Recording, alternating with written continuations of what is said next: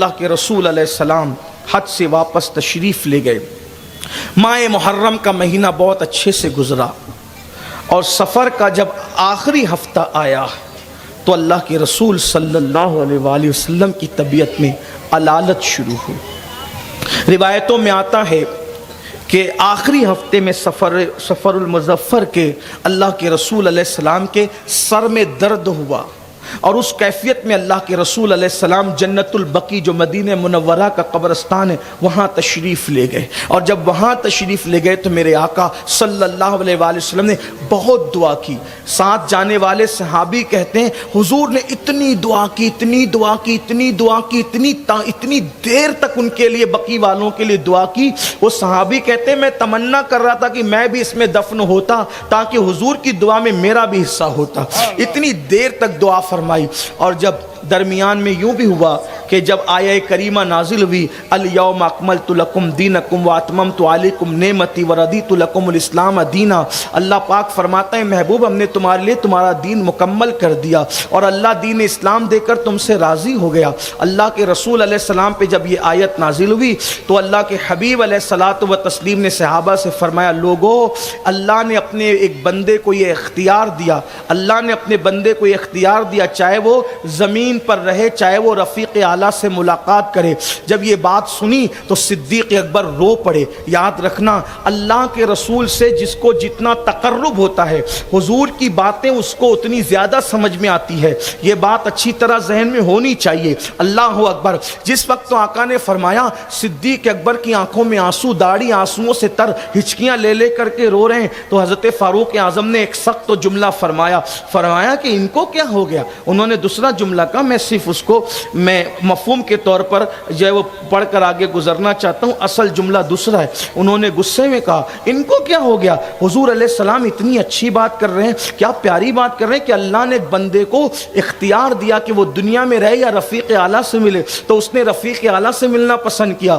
فاروق اعظم نے جب کہا تو صدیق اکبر نے کہا عمر، جس کو موت و حیات کا اختیار ملے وہ اللہ کے رسول کے سوا اور کون ہو سکتا ہے؟ محبوب کبریا کے سوا اور کون ہو سکتا ہے؟ اے عمر، جلد ہی اب یہ چہرہ نظروں سے اوجھل ہونے والا ہے، جلد اب یہ چہرہ نگاہوں سے اوجھل ہوگا، اب یہ چہرہ نظر نہیں آئے گا۔ حجۃ الوداع کے موقع پر کئی اشارے دی اللہ کے رسول علیہ السلام نے کہ میں شاید آئندہ سال تم مجھے نہ پا سکو، اور پھر بار بار حضور علیہ السلام ایک بات کرتے رہے، اذکرکم اللہ فی اہل بیتی، اذکرکم اللہ فی اہل بیت، میری اہل بیت کے بارے میں اللہ سے ڈرتے رہنا، میری اہل بیت کے بارے میں اللہ سے ڈرتے رہنا۔ حضور واضح اشارے کرنے کربلا کے فرما رہے میرے بعد اللہ میری اہل بیت کے بارے میں تم کو آزمائے گا کہ تم میرے بعد میری اہل بیت کے ساتھ سلوک کیا کرتے ہو۔ اور پھر اللہ کے حبیب علیہ السلام سفر المظفر کہ آخری ہفتے میں جو ہے وہ علیل ہوئے، اور جب بیماری بڑھتی گئی تو اللہ کے حبیب علیہ الصلاۃ والتسلیم نے امہات المومنین سے اجازت لے کر سیدہ طیبہ طاہرہ عائشہ صدیقہ رضی اللہ تعالی عنہا کے حجرے میں قیام فرمانا گوارا کیا۔ اللہ اکبر۔ پھر آقا کریم صلی اللہ علیہ وآلہ وسلم حجرے رسول میں رہے، تقریباً 15 دن یا 16 دن تسلسل کے ساتھ اللہ کے رسول پر جو ہے وہ بیماری رہی اور مرض وصال میں رہے۔ صحابہ کہتے ہیں اتنا بخار تھا کہ اگر ہاتھ رکھتے تھے تو ہاتھ کے اندر اتنی طاقت نہیں تھی کہ اس بخار کو برداشت ہم کر سکیں۔ ہم کہتے ہیں یا رسول اللہ آپ کو اتنا بخار، آپ کو اتنا بخار؟ تو اللہ کے حبیب علیہ السلام فرماتے ہیں کہ انبیاء کرام پر آزمائش لوگوں سے زیادہ ہوتی ہے، جو اللہ کا جتنا مقرب ہوتا ہے اس کو آزمائش اتنی زیادہ ہوتی ہے۔ حضرت ام المومنین عائشہ صدیقہ فرماتی ہیں کہ بخار کی تپش اور حرارت اتنی تھی کہ ہم لوگ چادر گیلی کر کے رسول اللہ کے جسم اطہر پہ ڈالتے اور تھوڑی دیر میں وہ سوکھ جاتی۔ حضور علیہ الصلاۃ والتسلیم پانی کے کٹورے میں ہاتھ ڈال کر چہرے پہ ملتے اور فرماتے موت کی سختی ہے، موت سخت ہے۔ اللہ کے حبیب علیہ السلام یہ فرماتے، اور پھر ان 15 دنوں میں یا 16 دنوں کے اندر اللہ کے حبیب علیہ السلام جب مسجد نہیں گئے تو اللہ کے حبیب علیہ السلام نے پھر اشارہ دیا۔ دیکھو حج کے لیے کس کا انتخاب کیا؟ امیر الحج کے لیے صدیق اکبر کا۔ اب نماز کی باری آئی تو آقا علیہ السلام فرماتے ہیں کہ جاؤ اور ابو بکر سے کہہ دو کہ وہ میرے مصلی پر نماز۔ حضور علیہ الصلاۃ والتسلیم کی علالت بڑھی، اور پھر ایک وقت وہ آیا کہ اللہ کے رسول علیہ السلام نے فرمایا کہ بلال جاؤ اور جا کر مدینے کی گلیوں میں اعلان کر دو آج اللہ کے رسول آخری خطبہ دیں گے، اللہ کے رسول علیہ السلام آج آخری خطبہ دیں گے۔ ہائے ہائے ہائے، جب یہ بات بلال نے سنی، حضرت بلال سے کہا جا رہا ہے دیکھو تو سے آخری خطبہ، حضور کا آخری خطبہ، حضور آخری خطبہ بلال نے سنا، میں ہچکیاں بن گئی، حضور آخری خطبہ، ہاں بلال جاؤ اعلان کر دو مدینے کی گلیوں میں۔ جس نے سنا اپنے بیگانے نے رو پڑے، لوگ دل پکڑ لیے، کام چھوڑ کے مسجد میں آئے۔ اللہ کے رسول علیہ السلام نے پھر حضرت مولا کائنات کا کندھا ایک طرف سے اور ایک طرف سے حضرت عباس کا کندھا تھاما اور تھام کر کے جو ہے وہ تشریف لائے، اور آنے کے بعد منبر پہ بیٹھ گئے، اور پھر اس کے بعد آقا علیہ السلام نے بار بار فرمایا، آقا فرماتے ہیں کسی کا حق مجھ پہ باقی ہے لے لو، کسی کا قرض ہے لے لو، کسی کا جو ہے لے لو۔ میں اللہ کے یہاں اس حالت میں جانا چاہتا ہوں کہ کسی کا کوئی بوجھ مجھ پر نہ، یہاں دینا آسان وہاں دینا مشکل۔ بہت بار بار واسطے دیے، ایک صاحب کھڑے ہوئے عرض کی یا رسول اللہ صلی اللہ علیہ وسلم 4 درہم میرے قرض نکلتے ہیں آپ پر۔ اگر میں بولنا نہیں چاہتا تھا لیکن چونکہ آقا علیہ السلام میرے آقا، آپ نے بار بار کہا اور قسم دے کر کہا میرے 4، آقا فرماتے ہیں یاد ہے وہ 4 درہم کائے کے تھے؟ عرض کی یا رسول اللہ ایک سائل اور بھکاری آیا تھا اور آپ نے فرمایا تھا اس وقت میرے پاس نہیں ہے، بظاہر تم دے دو ہم تمہیں لوٹا دیں گے، اور پھر میں نے حضور طلب نہیں کیا۔ اللہ کے رسول علیہ السلام نے فرمایا ٹھیک ہے، حضرت عباس نے جو ہے وہ رقم ادا فرما دی، یہ لو۔ پھر پوچھا اور کسی کا کچھ ہے، اور کسی کا کچھ ہے، کسی کا کچھ نہ تھا۔ پھر میرے آقا نے فرمایا اے میرے صحابہ بتاؤ اللہ نے مجھے جو دین لے کر کے بھیجا تھا کیا وہ دین کا پورا پیغام میں پہنچا چکا؟ میں نے پورا دین پہنچا دیا، میں نے کوئی کوتاہی تو نہیں کی؟ صحابہ گھٹنوں کے بل کھڑے ہو گئے، آواز بلند ہوئی یا رسول اللہ ہم گواہی دیتے ہیں آپ نے اللہ کا دین ہم تک پہنچایا، کچھ نہیں چھپایا۔ حضور علیہ السلام نے ہاتھ اٹھا، اللہ یہ گواہی دیتے ہیں تو بھی گواہ رہنا کہ تو نے مجھ پہ جو نازل کیا میں نے من وان ان کو پہنچا دیا، یہ گواہی دیتے تو گواہ رہنا۔ حضور گواہی لے رہے ہیں، کیوں؟ اے لوگو دین میں نے تم تک پہنچایا جیسا کہ مجھے اللہ نے دیا میں نے تم تک پہنچایا۔ اب مطلب کیا؟ تم کو میں نے دیا، تم آنے والوں کو ویسے ہی دینا، ان کو میں تم نے دیا، پھر وہ اگلے، پھر وہ اگلے، پھر وہ، یعنی قیامت تک یہ دین پہنچانے کا سلسلہ چلتا رہے تاکہ دین کبھی ختم نہ ہو۔ آپ سے پوچھتا ہوں مرنے سے پہلے اس پوزیشن میں ہو؟ مرنے سے پہلے اس پوزیشن میں ہو کہ رسول اللہ نے صحابہ کو، صحابہ نے تابعین کو، تابعین نے تبع تابعین کو، تبع تابعین نے مجتہدین کو، مجتہدین نے اولیاء کاملین کو، اولیاء نے، اور ہمارے مرشدوں کو جو دین ہمیں دیا وہ ہم نے اپنے بچوں کو وہ دین دیا ہے اس پوزیشن میں؟ کتنے باپ ہیں جو یہ کہہ سکتے ہیں کہ میرے بیٹے کو 5 کلمے میں نے سکھائے، ایمان مجمل ایمان مفصل میں نے سکھائے، نماز پڑھنا میں نے سکھایا، وضو کرنا میں نے سکھایا، عقائد میں نے سکھائے، فرض علوم میں نے سکھایا۔ شریعت میں ہے کتنے لوگ حضور علیہ السلام یہ ذمہ داری کا احساس دلا رہے ہیں، اے اللہ یہ گواہی دیتے تو بھی گواہ ہو جا میں نے دین فگاں بلند بھی۔ صحابہ تڑپ تڑپ کے، اب یہ چہرہ نظر نہیں آئے گا، آخری خطبہ ہوا اور پھر اللہ کے رسول علیہ السلام صحابہ کرام میں مولا کائنات اور جناب فضل کا سہارا لے کر پھر واپس تشریف لے گئے بظاہر، اور اللہ کے حبیب علیہ السلام کی بیماری میں اضافہ ہوا۔ ام المومنین سیدہ عائشہ صدیقہ فرماتی ہیں کہ حضور علیہ السلام کا سر انور میری گود میں تھا، میں تکیے سے ٹیک لگا کر کے بیٹھی ہوئی تھی۔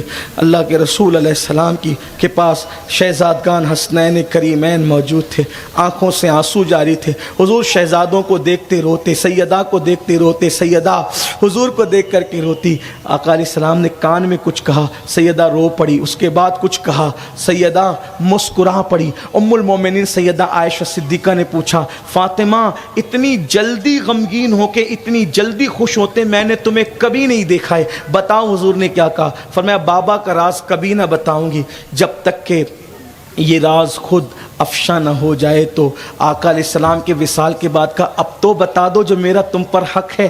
تو عرض کیا کہ آقا نے کہا تھا میں دنیا سے جا رہا ہوں, اب میں اس دنیا میں ظاہری دنیا میں نہیں رہوں گا, فاطمہ میں جا رہا ہوں. میں رو پڑی, بابا آپ کے بغیر کیسے رہوں گی؟ تو آقا نے فرمایا مگر خوش ہو جا, میرے اہل بیت میں سب سے پہلے جو مجھ سے ملاقات کرے گا وہ تم ہی ہوگی. اسی لیے ٹھیک 6 مہینے کے بعد سیدہ پاک دنیا سے کوچ کر گئی. حضور کے اہل بیت میں سب سے پہلے انہی کا وصال ہوا. اللہ اکبر. میرے آقا علیہ الصلوۃ والتسلیم کے پاس اللہ اکبر گھر والے آئے اور پوچھا آقا دنیا سے جا رہے ہیں, غسل کون دے گا؟ غسل کون دے گا؟ کچھ اصحاب بھی تھے, غسل کون دے گا؟ فرمایا میرے گھر والے. اہل البیت غسل. کفن کون پہنائے گا؟ میرے گھر والے. قبر میں کون اتارے گا؟ میرے گھر والے. نماز جنازہ کون پڑھائے گا؟ جیسی نماز جنازہ کی بات آئی چیخیں نکل گئی.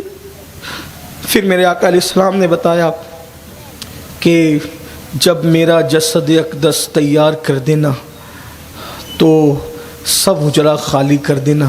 پہلے جبریل مجھ پر درود و سلام پیش کریں گے, فرشتے درود و سلام پیش کریں, پھر میرے اہل بیت درود و سلام پیش کریں. اسی لیے حضور علیہ الصلوۃ والتسلیم کی نماز جنازہ ایسے نہیں ہوئی جیسے لوگوں کی ہوتی ہے, بلکہ سب آتے تھے اور حضور علیہ السلام پر درود و سلام پڑھ کے چلے جاتے تھے.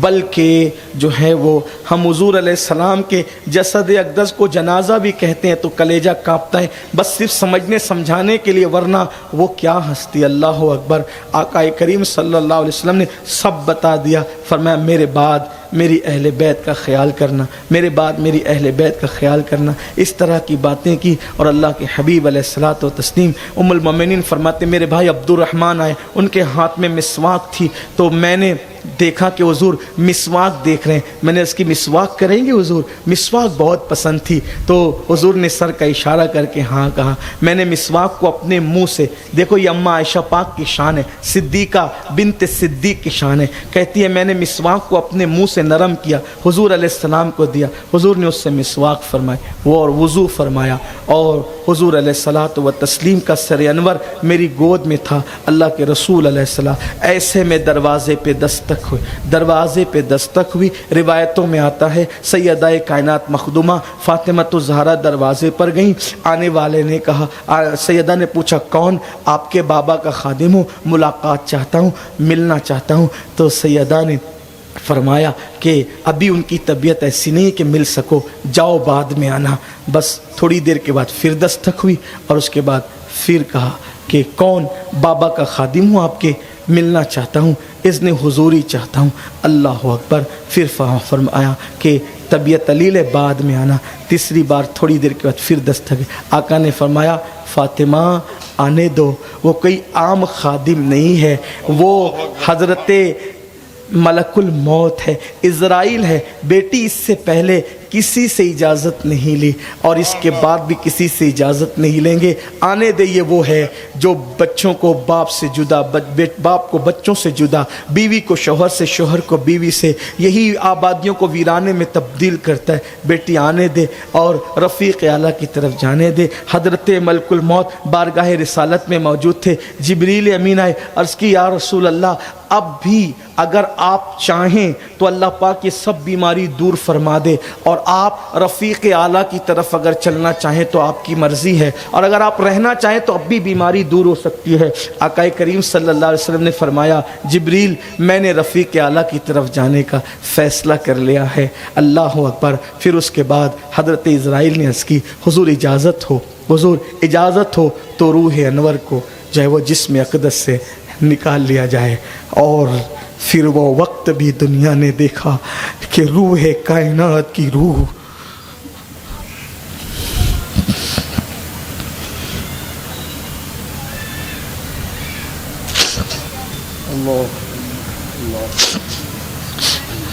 دنیا نے وہ وقت بھی دیکھا, روح کائنات کی روح جسد انور سے پھر قبض کر لی گئی اور رفیق اعلیٰ کی طرف 3 جملے کہتے ہوئے تشریف لے گئے. ایک جملہ یہ تھا اپنی بیویوں کا, خادم اور غلاموں کا خیال کرنا. بیویوں کا، خادم اور غلاموں کا خیال کرنا دوسرا جملہ تھا۔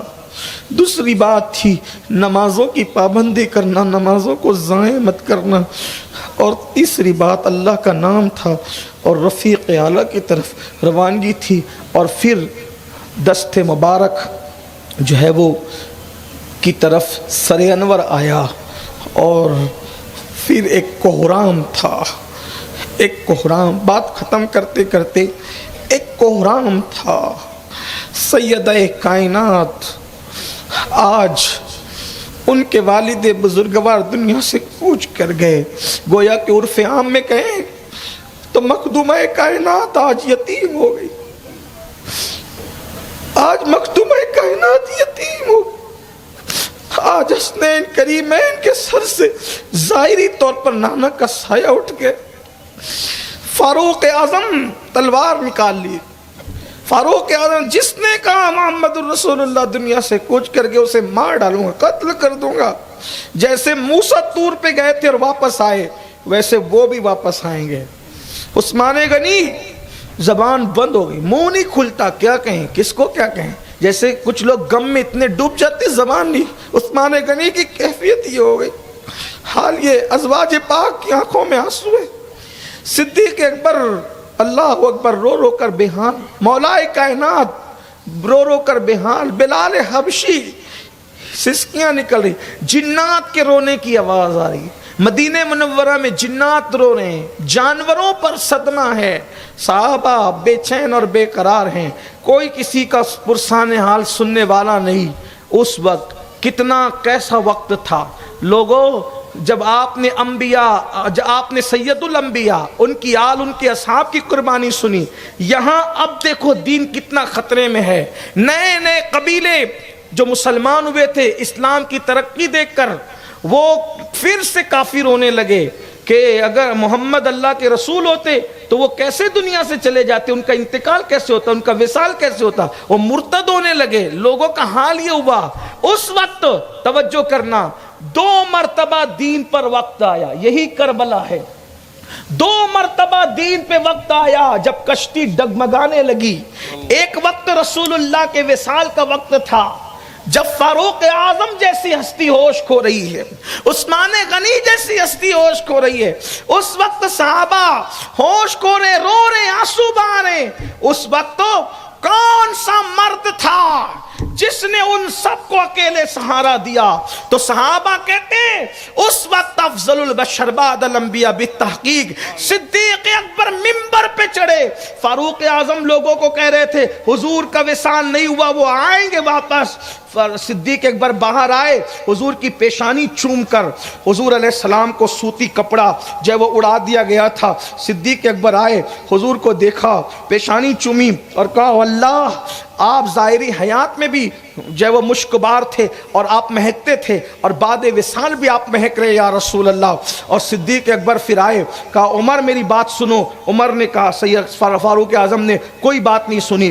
دوسرے صحابہ کو کہا کہ میری طرف آؤ۔ سارے صحابہ فاروق اعظم کی طرف متوجہ ہونے کی وجہ صدیق اکبر کی طرف آئے، اور آپ منبر پہ کھڑے ہو کے فرمایا وما محمد الا رسول قد خلت من قبلہ الرسل۔ یہ آیہ مبارکہ پڑھی اور اخیر تک شاکرین تک پڑھی آپ نے کہ محمد تو اللہ کے رسول ہیں، اگر وہ شہید ہو جائیں یا دنیا سے کوچ کر جائیں تو کیا تم لوگ الٹے پیر پلٹ جاؤ گے اللہ کا دین چھوڑ کے؟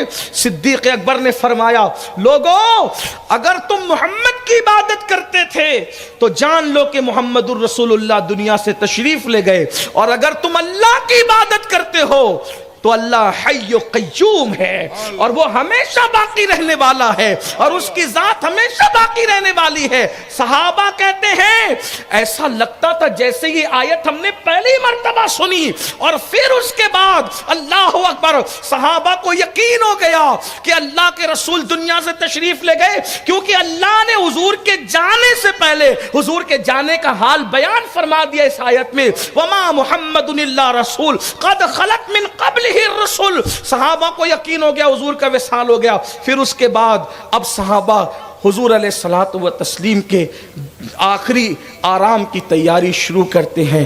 جب غسل دیا جا رہا تھا مولا علی نے غسل دیا. جو لوگ پانی ڈال رہے تھے صوفیہ فرماتے ہیں ان کی آنکھوں پہ پٹی باندھ دی. یہ صوفیہ کی روایت. جو لوگ پانی ڈال رہے تھے ان کی آنکھوں پہ پٹی باندھ دی. پٹی اس لیے باندھ دی گئی تھی کہ حضور علیہ السلام نے فرمایا کہ میرے سطر پر اگر کسی کی نظر پڑ گئی تو وہ اندھا ہو جائے گا. اس لیے سوائے مولائے کائنات کرم اللہ تعالی وجہ پھر انہوں نے غسل دیا. بلکہ صوفیہ یہاں تک فرماتے ہیں جب اللہ کے رسول علیہ السلام کو غسل دیا جا رہا تھا تو جس طرف پلٹنے کی بات ہوتی آسانی کے ساتھ حضور علیہ السلام گویا کہ اس طرف رخ فرما لیتے. اور پھر 3 کپڑوں میں حضور علیہ السلام کو کفن شریف پہنایا گیا. اور اس کے بعد پھر اب اس پر سوال کھڑا ہوا کہاں حضور علیہ السلام کی لحد مبارکہ بنے. تو کسی نے کہا بقیع لے جائیں گے, کسی نے کہا حضرت ابراہیم علیہ السلام کا مزار جہاں ہے وہاں لے جائیں گے. تو صدیق اکبر نے فرمایا نبی جس جگہ پہ دنیا سے ان کی روح نکلتی ہے وہی جگہ پر نبی کو دفن کیا جاتا ہے, وہی ان کی آرام گاہ بنتی ہے. تو جہاں حضور کا وصال ہوا وہیں حضور علیہ السلام کی آخری آرام گاہ بنے گی. اب یہاں پر ایک بات کہہ دوں, کچھ لوگ آپ کو بہکاتے ہیں کہ وصال پیر کے دن ہوا پھر بدھ کی رات میں تدفین کیوں ہوئی. اس کو بات کر کے بات مکمل کرتا ہوں. جب وصال پیر کے دن ہوا تو بدھ کی رات کو اتنی تاخیر کیوں ہوئی کہ پیر کا پورا دن گیا, پیر کی رات گئی, منگل کا دن گیا, منگل کی رات گئی, بدھ کا دن گیا, بدھ کی رات آ گئی, اتنی دیر تک کہ جسم پاک جسد اقدس کیوں رہا.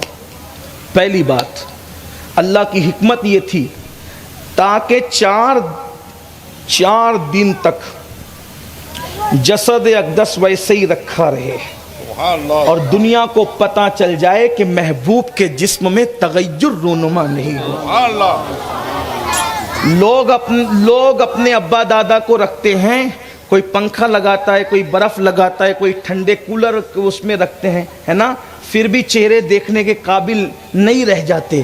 لیکن اس دور میں تو یہ سارے انتظامات نہیں تھے.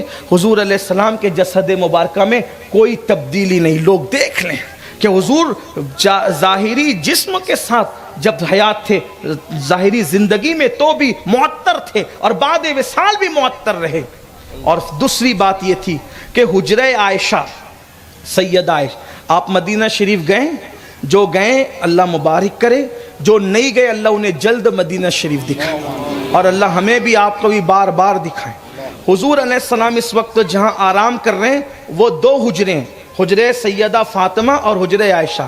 لیکن حضور علیہ السلام جس وقت وصال فرمایا تو اس وقت تو اتنا بڑا بھی حجرہ شریف نہیں تھا, اس وقت تو حجرہ عائشہ صدیقہ ہی تھا.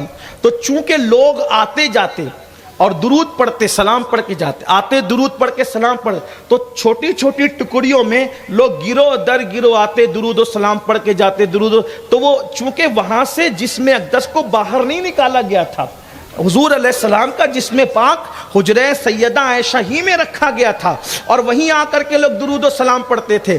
تو ہزاروں اصحاب آتے گئے, درود و سلام پڑھ کے جاتے گئے, آتے گئے. تو تاخیر کی ایک وجہ یہ بھی تھی. اور پھر اس کے بعد اللہ کے رسول علیہ السلام کو لحد اطہر کے سپرد کر دیا گیا اور اس طرح سے حضور اکرم صلی اللہ علیہ وسلم نے اس دنیا سے عالم بقا کی طرف اپنی شان کے مطابق کوچ فرمایا. اور اس طرح سے ہمارا عقیدہ یہ واضح ہو گیا کہ انبیاء کو بھی اجل آنی ہے, مگر ایسی کہ فقط آنی ہے. پھر وہی موت کے بعد ان کی حیات مثل سابق وہی جسمانی ہے. اس کی ازواج کو جائز ہے نکاح, اس کا ترکہ بٹے جو فانی ہے.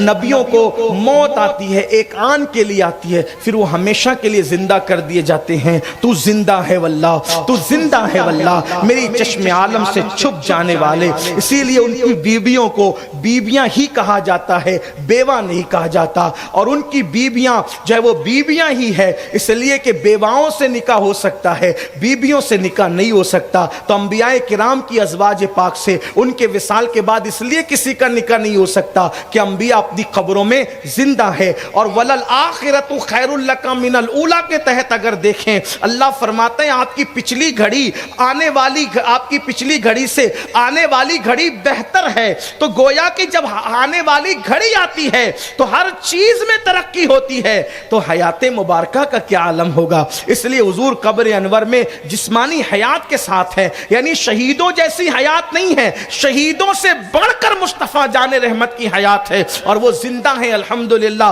ہم کلمے میں یہی تو پڑھتے ہیں محمد الرسول اللہ، محمد اللہ کے رسول ہیں۔ اب آخری بات عرض کر دوں، سب پر غم تھا، سب پر غم تھا، لیکن آپ جانتے ہیں جو جتنا چہیتا اور جتنا چاہتا ہے، جملے پہ غور کرے، جو جتنا چہیتا اور جو جتنا چاہتا ہے اس کو اتنا ہی صدمہ ہوتا ہے۔